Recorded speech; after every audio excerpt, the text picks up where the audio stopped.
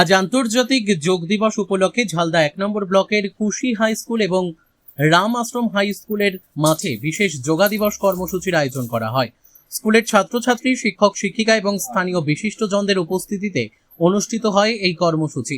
দলীয় কর্মসূচির ব্যস্ততার মাঝেও অনুষ্ঠানে উপস্থিত হয়ে ছাত্রছাত্রীদের সঙ্গে যোগাভ্যাসে অংশ নেন পুরুলিয়া জেলা বিজেপি সভাপতি তথা বিশিষ্ট সমাজসেবী শঙ্কর মাহাতো। এদিন তিনি সকলকে আন্তর্জাতিক যোগ দিবসের শুভেচ্ছা জানিয়ে বলেন, যোগব্যায়াম শুধু শরীর নয়, মনকেও সুস্থ ও সতেজ রাখে। সুস্থ সমাজ গড়তে নিয়মিত যোগাভ্যাসের ওপর জোর দেন তিনি।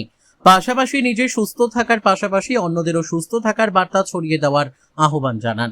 পুরুলিয়া থেকে সোমনাথ রায়ের রিপোর্ট, বিগ নিউজ বাংলা। আজকে আন্তর্জাতিক যোগ দিবসে দেখা গেল আপনি বিভিন্ন সংগঠন বা দলীয়ভাবে এবং বিভিন্ন শিক্ষা প্রতিষ্ঠানে আপনি অংশগ্রহণ করেছেন, কি বলবেন বিষয়টা নিয়ে? দেখুন, আজকে 12তম বিশ্ব যোগ দিবস। আর এই যোগ দিবসে আমাদের মোদিজি সমস্ত ভারতবাসীকে তথা সমস্ত বিশ্ববাসীকে আহ্বান করেছিলেন এই যোগের সাথে যুক্ত হওয়ার। আমরা দেখেছি অভূতপূর্ব সাড়া মিলেছে, সবাই আজ যোগের সাথে যুক্ত হয়েছে এবং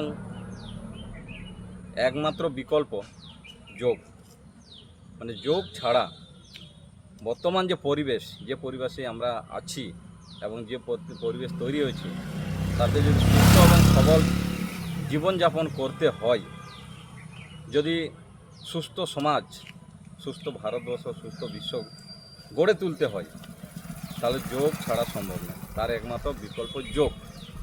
তাই আজ সমস্ত স্তরের মানুষ, বেশিরভাগ মানুষ যোগের সঙ্গে যুক্ত হয়েছে। সারা ভারতবর্ষ সাথে সাথে সারা বিশ্বের মানুষ যোগের সাথে যুক্ত হয়েছে এবং এটা পুরো নেতৃত্ব দিয়েছে ভারতবর্ষ।